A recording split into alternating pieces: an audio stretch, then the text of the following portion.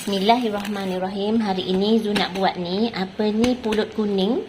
Ini dalam besen yang besar ni, Zu masukkan air, lepas tu Zu masukkan kunyit sebanyak 3 sudu. 3 sudu besar. Zu nak rendam beras pulut ni. Dalam pack ni ada 6 kg. Zu beli 6 kg dan ada satu lagi yang kat luar ni. Jumlahnya kira-kira dalam 2 gantang lah Zu nak buat hari ini. 2 gantang pulut kuning untuk order customer Zu. Nanti customer Zu tu nak pick up jam 6 petang. Okey, mula-mula Zu akan rendam dahulu pulut ni ke dalam air kunyit. Bismillahirrahmanirrahim.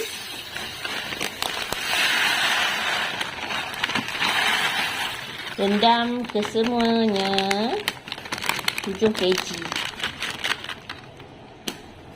2 cara nak rendam ni pulut ni. Yang pertama, masukkan kunyit. Cara yang kedua, masukkan juga asam keping ataupun cuka ke apa, ikutlah, tapi biasanya asam keping lah orang guna. Zu pun pernah guna, tapi kan Zu suka colornya kuning diraja. Kalau kita rendam guna juga asam keping tu, dia tak jadi kuning diraja, dia jadi orange. Jadi Zu suka jadi kuning je, cantik. Okey, beras ni dah Zu letak semuanya. Okey, tak cukup air, Zu tambah. Bismillahirrahmanirrahim. Ini Zu nak rendam ni, sekarang ni jam 7.40. Nanti selepas waktu Zuhur, Zu akan mula kukuslah dalam jam 2 ke ataupun di pukul 3 Zu akan kukus. Sempatlah Zu nak paket dalam pukul 2 ataupun 3 Zu akan kukus nasi pulut kuning ni. Lepas tu mudahlah untuk Zu paket sebelum jam 6 tu, siaplah insya-Allah. Air memang kita kena letak banyak lah, sebab nanti air tu akan menyerap ke dalam beras. Sebab dia nak apa? Okey, bila kita dah masukkan air tu, kita kena kacau lah sedikit bagi rata. Diratakan dulu.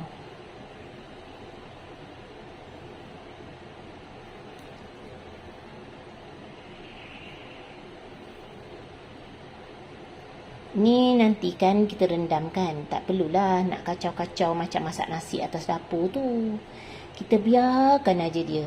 Biasanya kalau customer nak jam 9 pagi ataupun jam 8 pagi tu, Zu rendam malam. Dalam pukul 9 pagi, 9 malam ke, nak tidur ke jam 11, 12 tu, Zu rendam tu tak ada masalah. Cuma kena rendam lah, nak bagi dia menyerap. Okey, kemudian kita tutup dan biarkan dia terendam selama beberapa jam. Kemudian tutuplah dengan dulang ajaib. Itu dulang arwah mak tu dibagi kat Zu. Lama dah dulang ni. Dulang ni zaman dulu kalau ada kenduri kendara tu, orang letak lauk-lauk. Lepas tu makan dulang. Alhamdulillah, sekarang ni dah jam 2. Zu rendam kira-kira 5 atau 6 jam lah. Jadi sekarang Zu nak kukus pulut ni. Yang pertama, ambil dahulu pulut ini dan Zu akan basuh. Banyak kan ni? Banyak. Jadi Zu masukkan ke dalam besen yang kecil ni sikit lah. Zu nak basuh. Basuh macam basuh beras biasa tu. Basuh macam beras biasa. Lepas tu kukus, insya-Allah. Pulut ni Zu dah basuh bersih. Zu akan masukkan sedikit gula, bismillah, dan juga sedikit garam. Kemudian Zu gaul-gaul. Ini cara Zu ya. Boleh juga kalau kita nak masukkan ke dalam santan yang kita arong nanti. Sama je. Ada yang berkata tak sama. Okey, boleh. Tak sama guna cara yang letak garam dalam santan. Tapi Zu buat macam ni je. Bila garam tu dah rata, kita pun kukuslah. Letak elok-elok dalam pengukus dan tutuplah. Kita kukus hingga separuh masak, nanti kita arong dengan santan. Ini yang sedang Zu kacau ni, ini sebenarnya rendang, tapi baru 10% lah. Dalam ni kan, tadi Zu sibuk-sibuk masak jualan, jadi Zu tak sempat lah nak tunjuk-tunjuk, tapi tak apa, Zu bagi tahu. Okey, tadi Zu sedang sibuk-sibuk, Zu tak sempat nak siapkan dulu bahan-bahan yang kena blender. Zu sediakan periuk, lepas tu Zu masukkan dulu santan. Sepatutnya Zu masukkan bahan blender dahulu, tapi tak apa, Zu masuk santan. Lepas tu Zu blender bawang merah, bawang putih, halia, lengkuas. Zu masukkan ke dalam santan ni. Lepas tu Zu kacau-kacau. Lepas tu Zu blender lagi serai, cili api, kunyit hidup. Zu blender hancur betul-betul. Lepas tu Zu masukkan ke dalam santan ni. Ini santan ni sebanyak 1 kg lah. 1 kg, tadi 1 kg setengah lah, lebih kurang. Ini hidangan untuk 50 paket pulut kuning. Untuk jam 6 petang nanti, insya-Allah customer Zu akan datang pick up. Lepas tu dalam ni juga ada Zu letak cili kering yang di blender dah dalam ni. Lepas tu Zu masukkan juga tak ada dah, itu je. 50 daun purut semua tu nanti. Okey, ini Zu dah potong-potong ni. Ini daun kunyit dan juga daun purut ada kat bawah tu. Zu akan masuk nanti. Kalau purut tu, kalau terus nak masuk sekarang pun boleh, tapi Zu nak masuk nantilah. Zu nak tunggu santan ni pecah minyak betul-betul, pekat betul-betul. Lepas tu Zu akan masukkan ayam.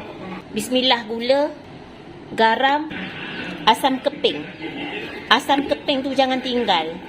Yang pertama, asam keping ni kalau kita masukkan, color kunyit dalam kuah rendang ni akan bertukar jadi cantik. Kalau kita tak letak asam keping tu boleh je, tak adalah rasa masam-masam. Lepas tu color ni tak cantik, color rendang ni. Okey, Zu akan biarkan dia mendidih dulu lama-lama, dalam 30 minit ke 40 minit ke, didih semua, dah masak semua sebati. Nanti baru Zu akan masukkan ayam. Ayam ni Zu tak suka masukkan awal-awal, takut dia takut dia hancur. Kalau nak masukkan awal-awal tu, kena beli ayam kampung ataupun ayam pencen. Ayam yang dah tak kerja tu, pencen, boleh lah. Sebab dua jenis ayam ni dia keras, lambat, 1 jam baru lembut. Alhamdulillah. Ini kuah rendang ni Zu dah masukkan ayam sebanyak 50 ketul. Dan Zu masukkan teruslah daun daun purut. Dan juga daun kunyit. Sepatutnya daun kunyit tu Zu masukkan masa nak angkat, tapi Zu terus masuk. Tak apalah. Okey, Zu kacau-kacau rata dan biarkan ayam ini masak dulu. Rendang ni macam ni lah, kuahnya mesti pekat-pekat, tak bolehlah berkuah-kuah cair macam tu. Rendang ni memang macam tu, memang kena kuahnya pekat. Okey, Zu akan masak sehingga pok. Ini rendang ni dah masak, dah suam-suam, jadi Zu nak bungkus sekarang. Sekarang ni dah jam 4.10 minit, jadi Zu kena siapkan cepatlah. Alhamdulillah, ini Zu dah siap dah packing rendang ayam. Ini pulut kuning ni dah siap dah Zu kukus. Cuma ada satu periuk dalam pengukus lagi yang belum siap. Zu dah nak mula dah slow-slow packing.